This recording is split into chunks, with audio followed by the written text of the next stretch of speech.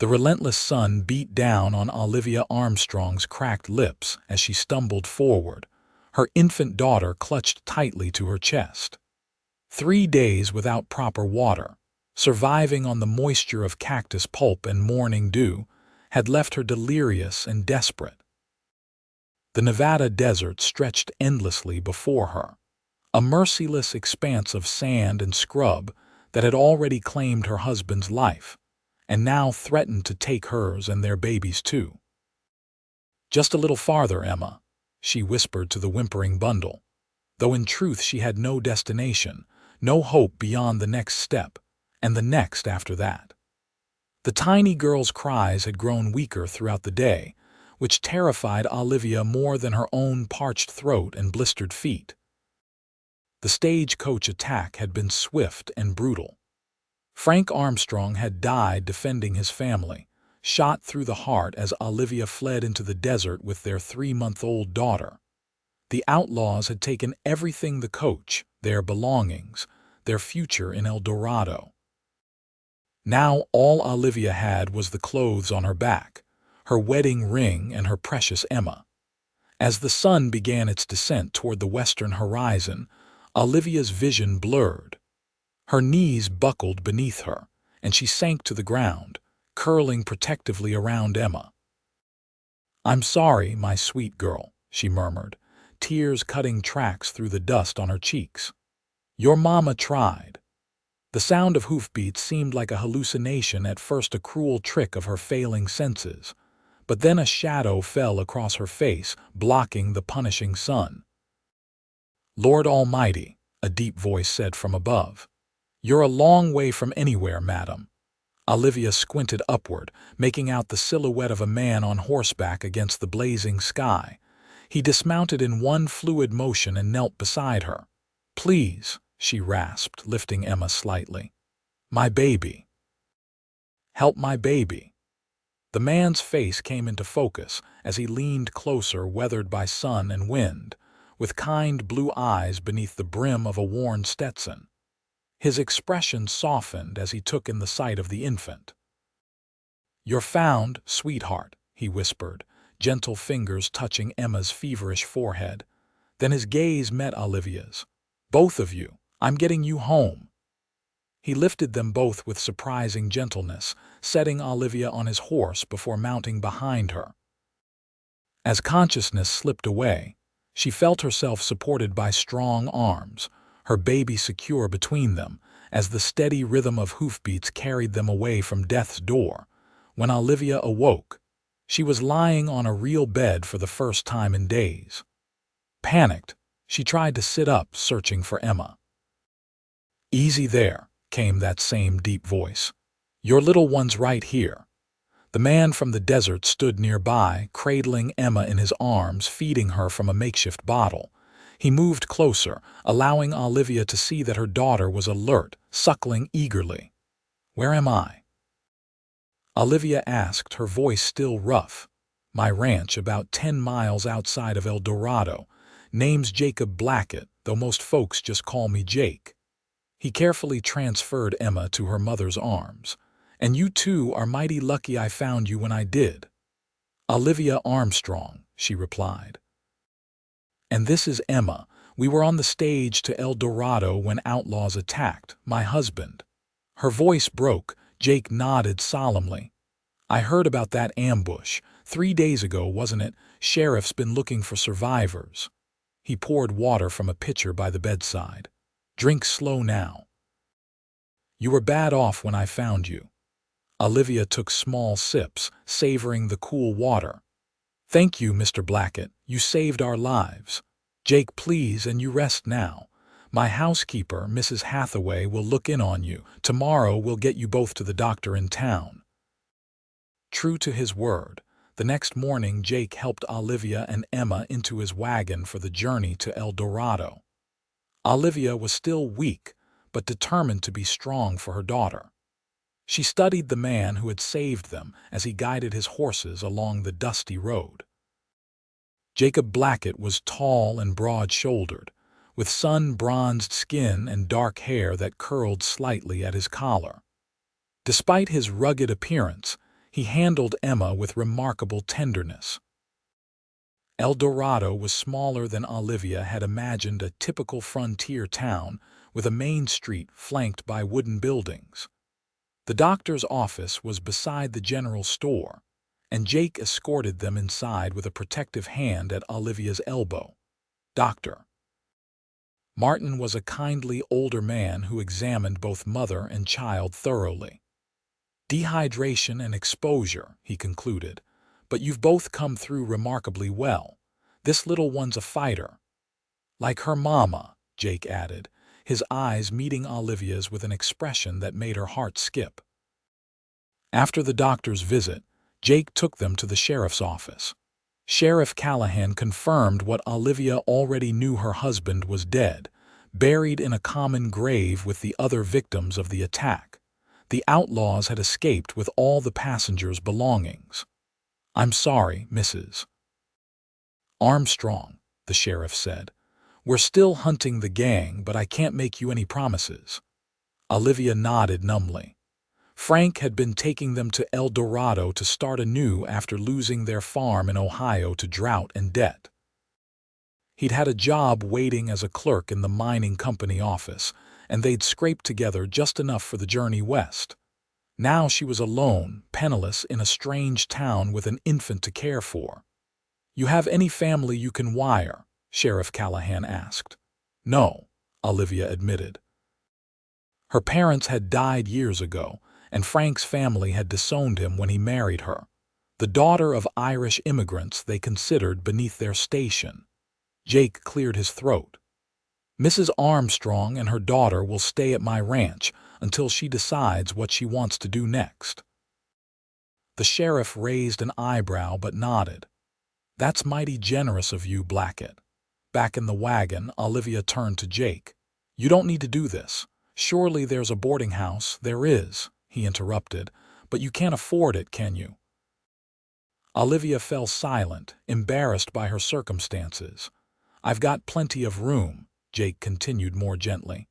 "Mrs. Hathaway could use the company, and that little one needs peace and quiet to recover." "I can work," Olivia offered. "I'm not looking for charity." Jake's expression softened. "It's not charity to help a neighbor in need. That's just how we do things out here." Over the next 2 weeks, Olivia regained her strength at the Blackett Ranch. The property was modest but well tended, with a sturdy 2-story house, a barn, and corrals for the horses Jake bred and trained. Mrs. Hathaway, a widow in her 60s, kept the household running efficiently and doted on baby Emma. Despite Jake's protests, Olivia insisted on earning her keep. She helped with cooking and mending, and even assisted Mrs. Hathaway with making preserves from the fruit in the small orchard. Jake often found reasons to be in the house more than usual, joining them for coffee or bringing in vegetables from the kitchen garden. On a mild evening in late September 1875, Olivia sat on the front porch rocking Emma to sleep. Jake settled into the chair beside her, his long legs stretched out before him. "I went into town today," he said after a comfortable silence. "Spoke to Tom Wilson at the Mercantile. He needs help with the books and serving customers. Said he'd be willing to take you on with hours that would let you care for Emma." Olivia turned to him, surprised. "You found me a position," Jake shrugged. "Just mentioned you were looking. The pay's not much, but Tom's a good man. He'd let you bring the little one along." "I don't know how to thank you," Olivia said softly. "Seeing you two thriving is thanks enough." Jake's voice was gruff with emotion. "When I found you out there—" He trailed off, shaking his head. "I never thought I'd survive," Olivia admitted. "Every step felt like my last, but I couldn't give up. Not with Emma depending on me." Jake reached across the space between them and gently touched Emma's sleeping head. "She's a lucky girl to have such a mother." The following Monday, Olivia began work at Wilson's Mercantile. Tom Wilson was indeed a good man, patient as Olivia learned the store's system and understanding when Emma needed attention. The customers were mostly kind as well. though Olivia noticed some of the town women watching her with curiosity and whispering among themselves. Mrs.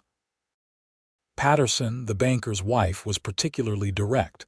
"You're staying out at the Blackett place, aren't you?" she asked while Olivia wrapped her purchases. "Yes, madam. Mr. Blackett has been very kind to my daughter and me." Mrs. Patterson's eyebrows rose. "I'm sure he has.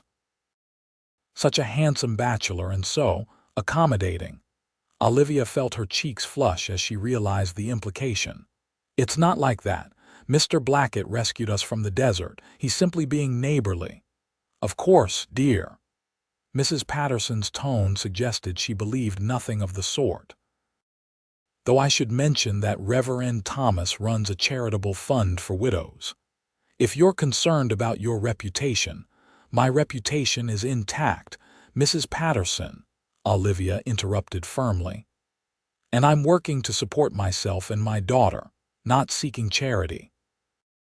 The woman sniffed but dropped the subject. After she left, Tom Wilson chuckled from behind the counter. "Don't mind Gertrude Patterson," he advised. "She considers herself the moral guardian of El Dorado. She thinks I'm improper for staying at Mr. Blackett's ranch," Olivia said, still stinging from the encounter. Tom waved a dismissive hand. "Jake Blackett's the most honorable man in the county. Everyone with sense knows that."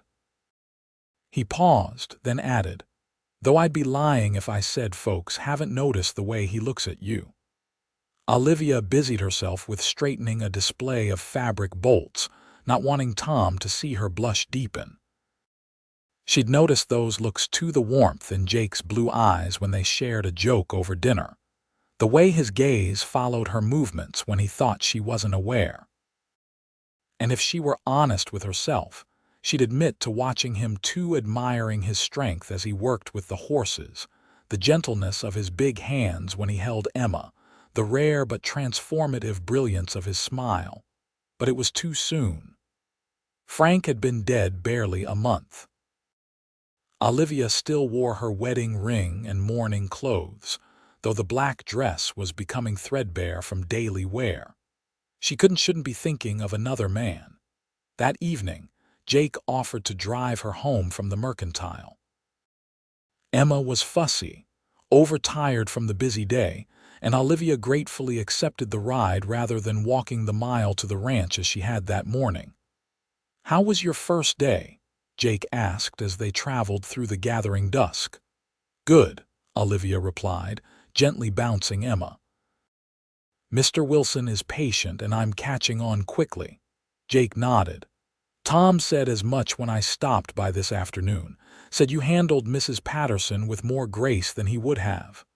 Olivia glanced sharply at him. "You heard about that. Small towns don't keep many secrets." Jake's voice was carefully neutral. "If my offer of lodging is causing you difficulty—" "No," Olivia said quickly. "I don't care what Mrs. Patterson or anyone else thinks. You've been nothing but kind and honorable." Jake was quiet for a moment, his profile strong against the darkening sky.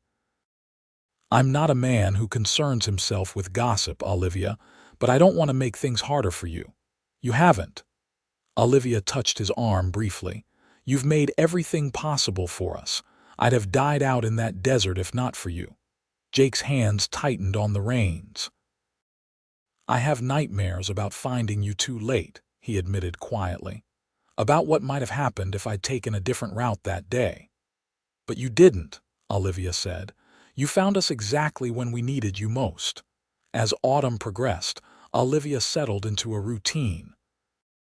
She worked at the mercantile 6 days a week, with Emma contentedly watching the activity from a makeshift cradle behind the counter. In the evenings, she joined Jake and Mrs. Hathaway for dinner, and afterward they often sat on the porch or by the fireplace, talking about their days. Jake, she learned, had come west as a young man of 18, working cattle drives before saving enough to buy his small ranch. He'd spent 10 years building it up, focusing on breeding and training quality horses rather than running large herds of cattle like some of his neighbors. Less profit but more satisfaction, he explained. I've always preferred horses to cows. They've got personality, intelligence. Olivia shared stories of her childhood in Cincinnati, her father's work as a cooper, her mother's beautiful garden. She told him about meeting Frank at a church social, their simple wedding, the hardships on their failing farm, and finally their decision to seek a new start in Nevada. Frank was a good man, she said softly. He deserved better than to die protecting us. He did what any husband and father would do, Jake replied. What I would do. Their eyes met in the firelight and something unspoken passed between them. Olivia looked away first, focusing on Emma sleeping in her arms. As October turned to November, the desert nights grew cold. Jake brought in extra firewood for Olivia's room and added another quilt to her bed. Mrs. Hathaway taught her to make hearty stews and baked goods that would warm them through the winter months. One Saturday, Jake suggested they ride into town together. There's a social at the church tonight, he explained somewhat awkwardly. Thought you might enjoy the company, the music. Olivia hesitated. I don't know if it's appropriate. I'm still in mourning. Jake studied her for a moment. It's been almost 2 months, Olivia. No one would think ill of you for attending a community gathering. He paused, then added gently, Frank would want you to live, wouldn't he? Not just exist. His words struck a chord. Frank had been full of life, always eager for new experiences. He'd have hated to see her isolating herself in grief. You're right, she conceded, but I have nothing suitable to wear. This is my only dress. She gestured at her faded black garment. Jake smiled. Mrs. Hathaway mentioned that. There's a package for you on your bed. Puzzled, Olivia went upstairs to discover a dress box containing a simple but lovely dress of deep blue wool. A note in Mrs. Hathaway's handwriting read, Every young woman deserves something pretty to wear. Consider it an early Christmas gift. Tears pricked Olivia's eyes as she touched the soft fabric. She hadn't owned anything new since before Emma's birth, and nothing so fine in many years. That evening, with Emma left in Mrs. Hathaway's capable care, Olivia accompanied Jake to the social. She felt both conspicuous and liberated in her blue dress, aware of shedding visible mourning earlier than convention dictated, yet relieved to feel like herself again. The church basement was decorated with autumn leaves and lit with numerous lamps. Tables of food lined one wall, and a small group of musicians played lively tunes in the corner. Nearly everyone from El Dorado seemed to be in attendance. Olivia felt eyes on her as she entered with Jake, heard the murmurs as people recognized her. Tom Wilson approached immediately, bringing his wife Sarah to meet her. So wonderful to see you joining us, Sarah said warmly. And that color suits you beautifully. More introductions followed the blacksmith and his family, the school teacher, the young doctor who had recently joined Dr. Martin's practice. Olivia found herself welcomed more genuinely than she had expected, though Mrs. Patterson's tight smile suggested disapproval of her colored dress and her escort. When the dancing began, Jake hesitated, then offered his hand. Would you care to dance, Mrs. Armstrong? Olivia glanced around at the other couples forming sets for a Virginia reel. It's been a long time, she admitted. I'm no expert myself, Jake replied with a smile. We can be clumsy together. His self-deprecation charmed her, and Olivia allowed him to lead her into the dance. Jake proved more coordinated than he'd claimed, guiding her confidently through the steps. His hand was warm against hers, his eyes crinkling at the corners when she laughed at a misstep. For those few minutes, Olivia forgot to be a grieving widow. She was simply a young woman of 23 enjoying a dance with a handsome man who looked at her as if she were precious. Later, As they shared apple cider and spice cake, Reverend Thomas approached them. "Mrs. Armstrong, it's good to see you this evening. I've been hoping to speak with you." "Reverend," Olivia acknowledged. She'd attended Sunday services a few times since arriving in El Dorado but hadn't spoken much with the minister. "I understand your circumstances have been difficult," he continued. "Please know that the church is here to support you and your child." "We have a small fund for widows. That's very kind," Olivia interrupted politely, "but I'm supporting myself through my work at the mercantile." The Reverend glanced at Jake, then back to Olivia. "Of course, but should you need a more appropriate living situation, we could help arrange boarding house accommodations in town." Olivia felt Jake stiffen beside her. "Thank you, Reverend," she said firmly, "but my daughter and I are comfortable where we are." After the minister moved away, Jake sighed. "I told you the gossips would cause you trouble." "And I told you I don't care," Olivia replied, "unless—" She hesitated, suddenly uncertain. "Unless you'd prefer we find other lodgings." "No," Jake said quickly, too quickly. He cleared his throat. "That is, you're welcome as long as you wish to stay. Emma brightens the place, and Mrs. Hathaway would be lost without you both now." "Just Mrs. Hathaway?" Olivia asked softly, gathering courage she hadn't known she possessed. Jake's eyes held hers. "No," he admitted, "not just Mrs. Hathaway." The ride home was quiet, both of them thoughtful after the evening's revelations. As Jake helped her down from the wagon, his hands lingered at her waist a moment longer than necessary. Olivia felt the warmth of them through her coat and dress, a pleasant contrast to the cold night air. "Thank you for convincing me to go," she said. "I enjoyed myself more than I expected to." Jake nodded, his face half in shadow. "You deserved an evening of happiness." As November turned to December, the desert landscape transformed with occasional dustings of snow that never lasted long but changed the colors of the terrain. Olivia continued working at the mercantile, saving every penny she could. By mid-December, she had enough to buy small Christmas gifts, handkerchiefs for Mrs. Hathaway, a carved wooden horse for Jake, and a soft knitted blanket for Emma. One evening, returning from work, Olivia found Jake in the barn, tending to a mare about to foal. She set Emma in a makeshift bed of clean hay and stayed to help, handing Jake supplies and offering soothing words to the laboring horse. "You're good with animals," Jake observed as they watched the mare nuzzle her newborn foal. "My grandfather kept horses," Olivia explained.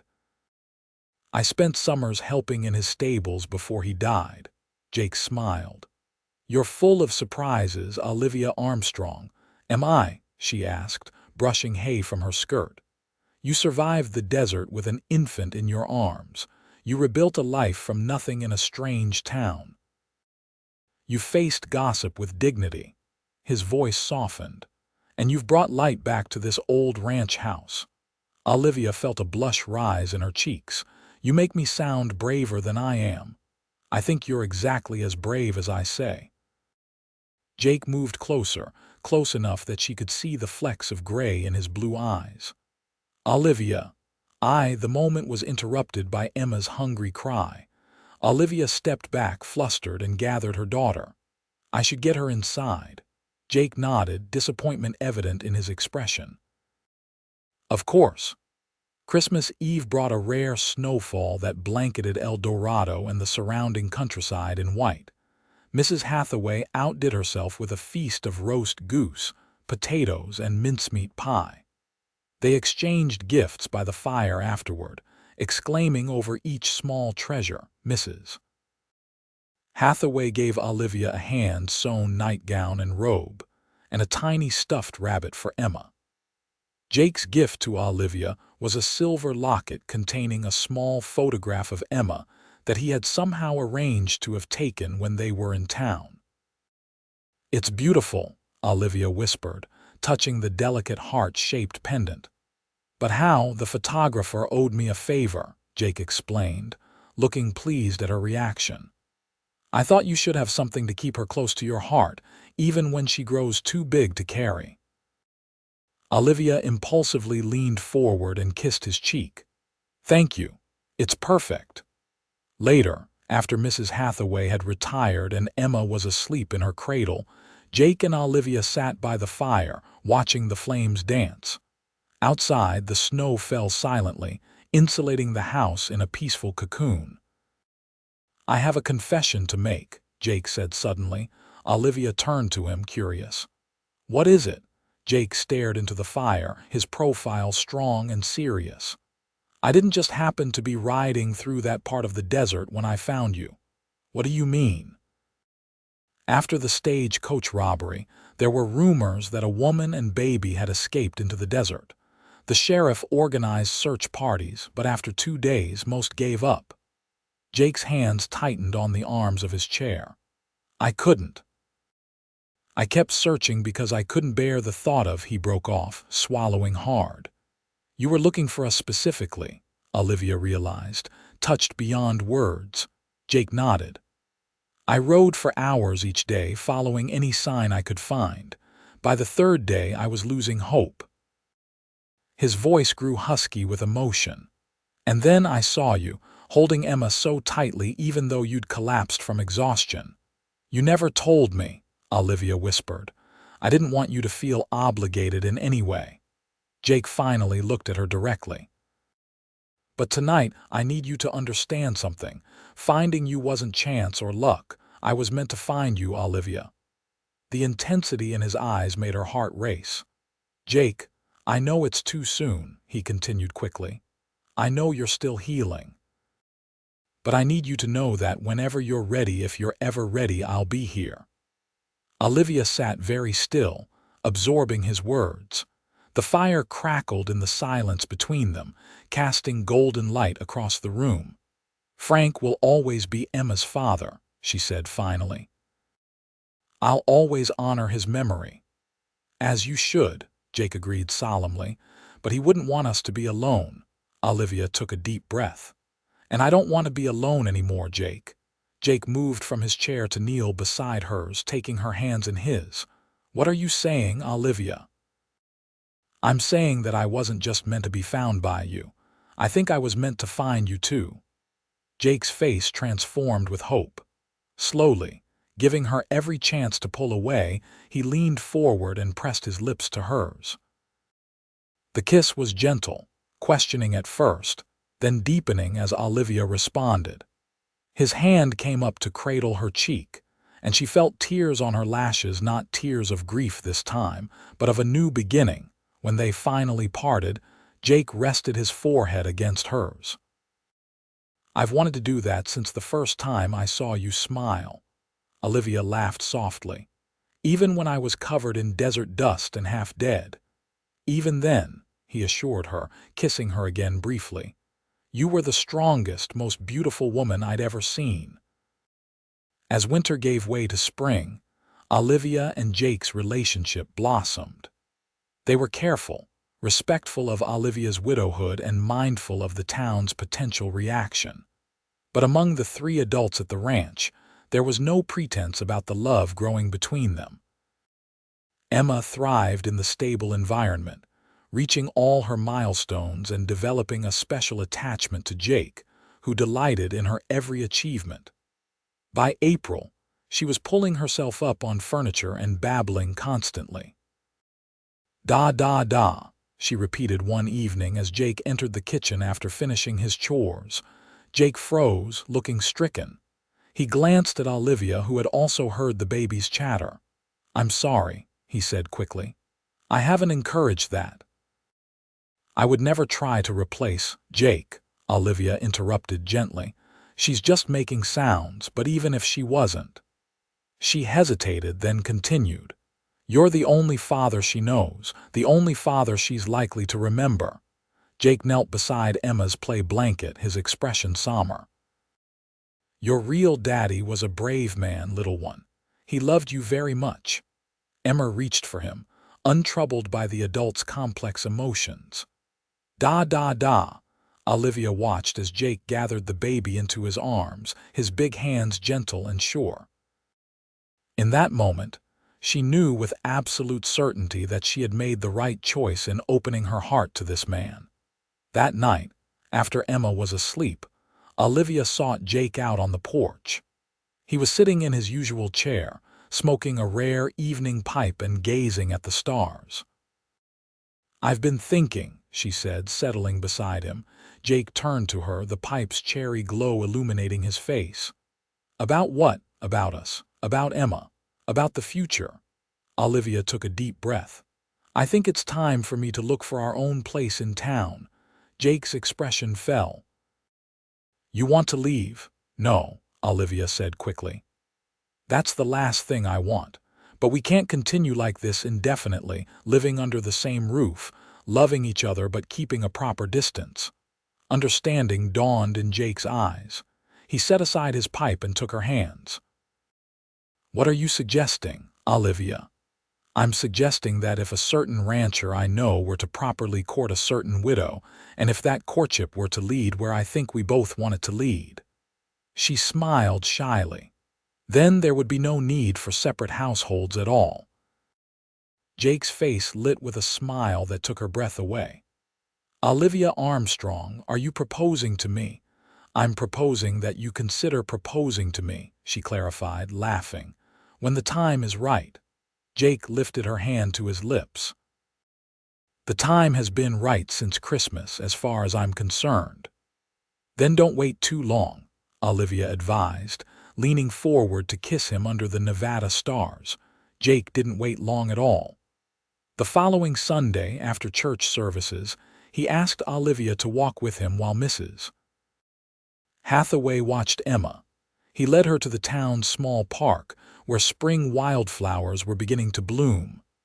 "I had a whole speech prepared," he said, stopping beside a flowering mesquite tree. "About how you changed my life the moment I found you in the desert. About how your courage and your kindness inspire me every day." "That sounds like a lovely speech," Olivia said, her heart pounding. "But now that the moment's here, I find I only need the simplest words." Jake took both her hands in his. "I love you, Olivia. I love Emma as if she were my own. I want to be your husband, her father, for all the days we have left on this earth." Tears filled Olivia's eyes as Jake dropped to one knee, pulling a small box from his pocket. Inside was a ring with a modestly sized diamond flanked by two small sapphires.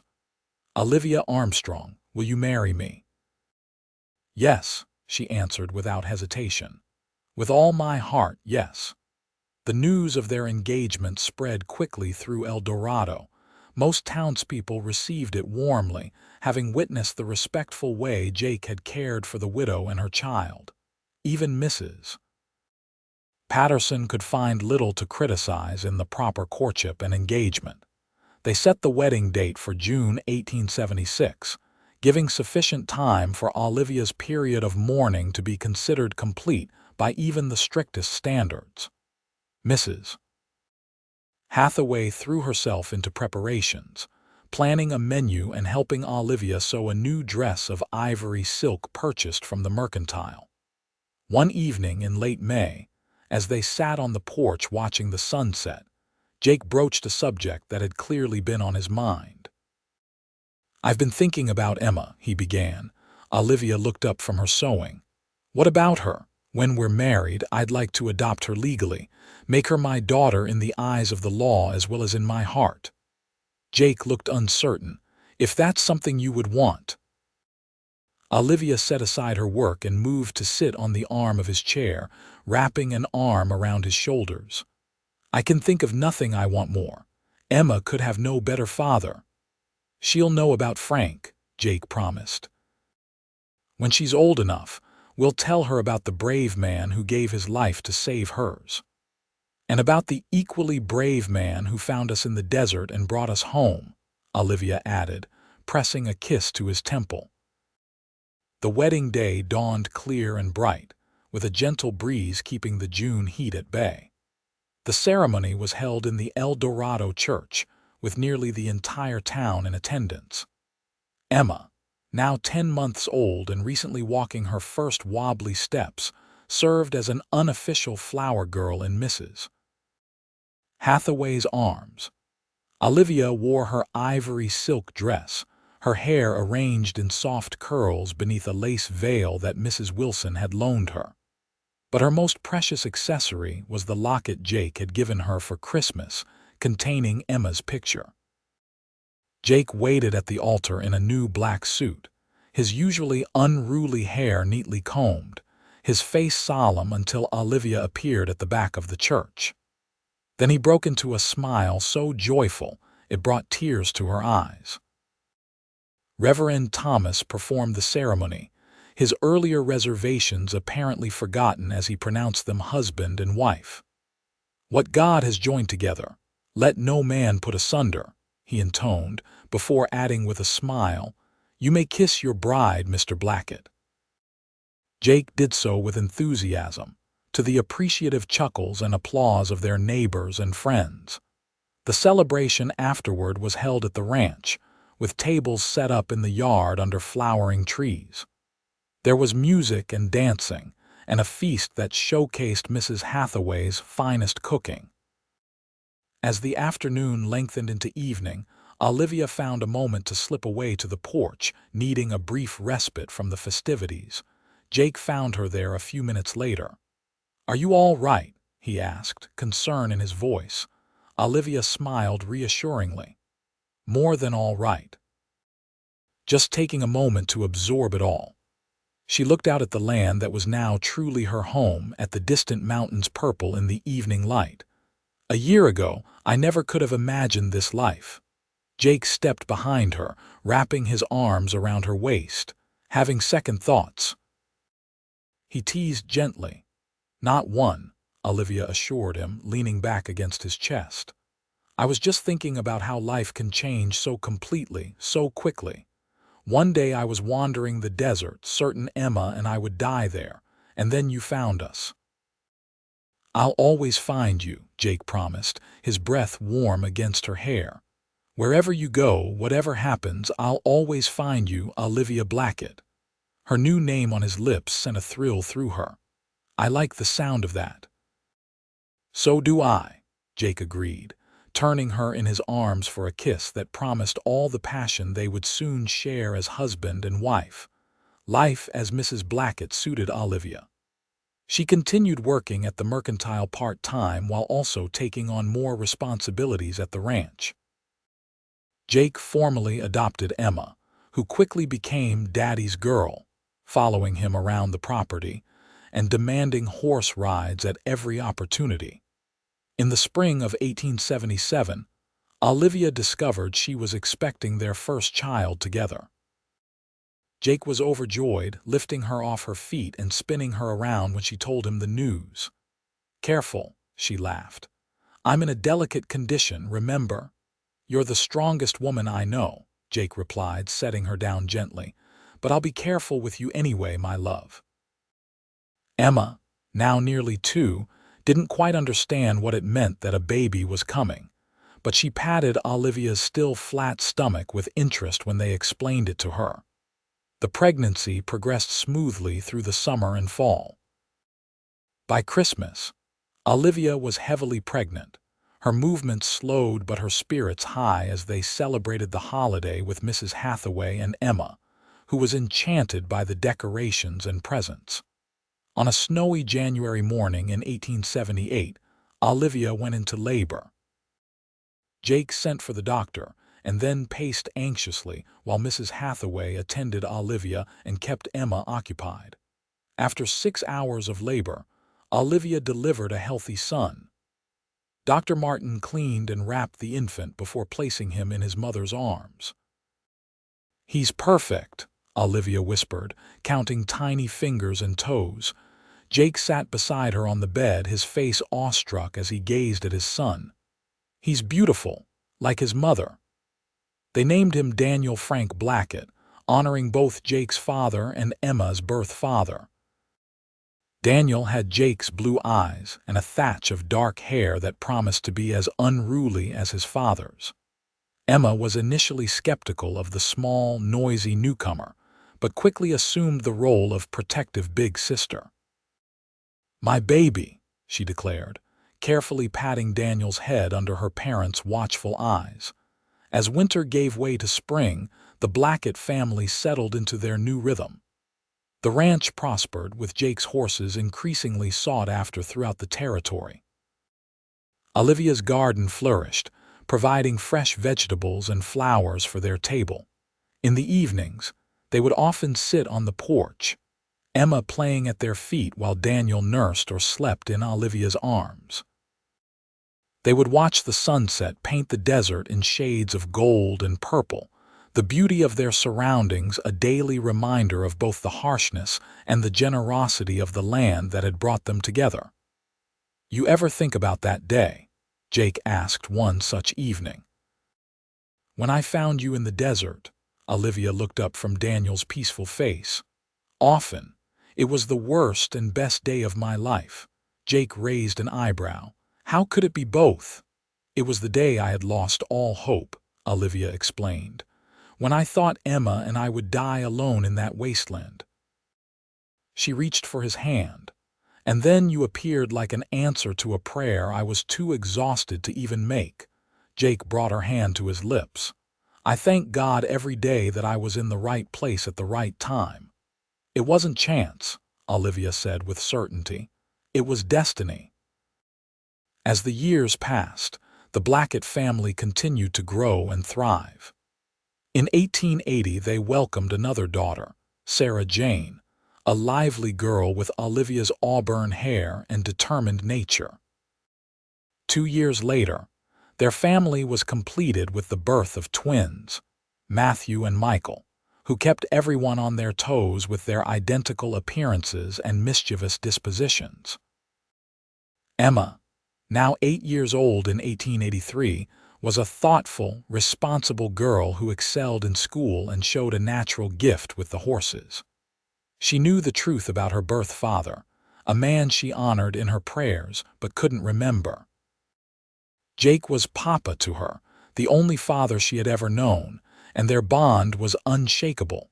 The ranch expanded as the family did, with Jake adding more land and building a larger house to accommodate their brood. Mrs. Hathaway, now in her 70s, was officially grandma to all the children, though she had turned over most of the household duties to Olivia and a young helper from town. El Dorado grew as well, with the arrival of the railroad bringing new opportunities and residents. Tom Wilson's mercantile thrived, and he often credited Olivia's early work there with helping to establish his accounting systems. On a warm afternoon in the summer of 1885, Olivia sat on a blanket under a cottonwood tree, watching Jake teach Emma and Daniel to break a young colt. Sarah Jane played nearby with her dolls, while the 3-year-old twins napped beside Olivia, exhausted from their morning adventures. As she observed her husband's patient instructions, his strong hands guiding their children's smaller ones, Olivia was struck by a wave of gratitude so intense it brought tears to her eyes. 10 years had passed since that desperate journey through the desert. 10 years since she had collapsed in the sand, certain that death had claimed her and her baby. Jake looked up, somehow sensing her emotion even at a distance. He said something to Emma and Daniel, then walked across the yard to join her under the tree. "What is it?" he asked, settling beside her on the blanket. "You looked a million miles away." Olivia smiled, wiping away the stray tear that had escaped. "Not away, right here. I was just thinking about how fortunate we are, how miraculous our life together has been." Jake reached out to brush a strand of hair from her face, his touch still sending a thrill through her after all their years together. "The miracle was finding you," he said softly. "Everything good in my life began the moment I saw you in that desert." Olivia leaned into his touch. "Do you remember what you said to me? The first words I clearly heard," Jake smiled, the lines at the corners of his eyes crinkling in the way she loved. I think it was something like "You're a long way from anywhere, madam." Olivia shook her head. After that, when you touched Emma's forehead, you whispered, "You're found, sweetheart." Did I? Jake looked surprised. I don't recall exactly. I do, Olivia said firmly. I'll remember those words until my dying day. They were the first moment of hope in what felt like an endless nightmare. She took his hand, threading her fingers through his. You found us when we were lost, Jake. You brought us home. Jake lifted their joined hands and kissed her knuckles. And you gave me a family when I thought I'd always be alone. I'd say we found each other, Olivia Blackett. As the afternoon sun cast long shadows across their land, Olivia and Jake sat contentedly surrounded by the sleeping twins, watching their older children with the horses, the future stretching before them as vast and promising as the Nevada sky. From the depths of despair in the desert to the abundance of love in their home, their journey together had only just begun. In the years that followed, the Blackett Ranch became one of the most respected in Nevada. Jake's expertise with horses brought buyers from as far as San Francisco and Denver, while Olivia's shrewd business sense helped them invest their profits wisely. Emma, as she matured into a young woman, showed a remarkable combination of her mother's intelligence and her adoptive father's way with animals. By 1890, Emma was 17 and being courted by the son of a neighboring rancher, a respectful young man who clearly adored her. Daniel, at 12, was his father's right hand on the ranch, already showing promise as a horseman. Sarah Jane, 10, had her mother's gift for numbers and helped with the ranch accounts, while the 8-year-old twins kept everyone entertained with their antics and uncanny ability to switch identities to confuse the unwary. That spring, on the 15th anniversary of the day Jake found Olivia in the desert, they rode out together at dawn, leaving the children in Mrs. Hathaway's care. They traveled several hours to a spot Jake had marked years ago, the approximate location where their lives had intersected. The desert looked different in the morning light than it had on that desperate day. Wildflowers bloomed among the cacti, and a gentle breeze carried the scent of sage. They dismounted and stood together, looking across the landscape that had nearly claimed 2 lives but had instead been the beginning of their family story. It's beautiful, Olivia said softly. I was too far gone to see it then. Jake wrapped an arm around her shoulders. You were fighting for your life and Emma's, but yes, there's a stark beauty to this land. Olivia leaned into him, savoring the solid strength that had been her anchor for 15 years. I've been thinking about something, Jake. What's that, my love? Emma's growing up. Soon she'll be making her own way in the world. Olivia turned to face him. I'd like to establish a foundation in her birth father's name, the Frank Armstrong Fund for Desert Rescue. Jake's eyes widened with interest. What would it do? Provide resources for search parties, water stations along known routes, maybe even a small shelter midway between El Dorado and the next town. Olivia's voice grew passionate. So many travelers still get lost out here, Jake. Maybe we could save some of them. Jake's face softened with pride. That's a wonderful idea. Frank would be honored. He kissed her forehead. And it's fitting that the woman who survived the desert would devote herself to saving others from it. They rode home in companionable silence, each lost in thoughts of the past and dreams for the future. As they crested the final hill and saw their ranch spread before them, the house with smoke curling from its chimney, the barn and corrals, the garden Olivia had cultivated from barren ground, Jake reined his horse to a stop.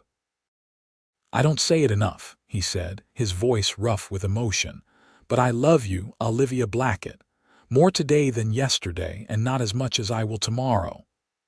Olivia smiled, the same smile that had first captured his heart in the mercantile all those years ago. And I love you, Jacob Blackett.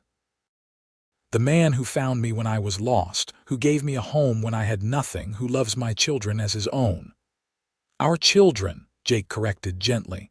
Our children, Olivia agreed. Our life, our love.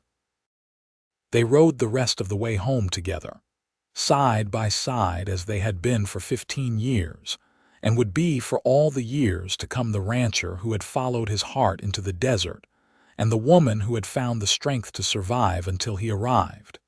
Their love a testament to the power of hope, even in the most desperate circumstances. And as they reached the ranch yard, their children ran out to greet them. Emma tall and graceful, Daniel sturdy and responsible, Sarah Jane quick and bright. The twins identical balls of energy. Olivia was struck again by the miraculous journey from that moment of despair in the desert to this abundance of joy. "You're home," the children called, and Jake and Olivia exchanged a look of perfect understanding. Yes, they were home. They had found each other, and in doing so had found everything that mattered.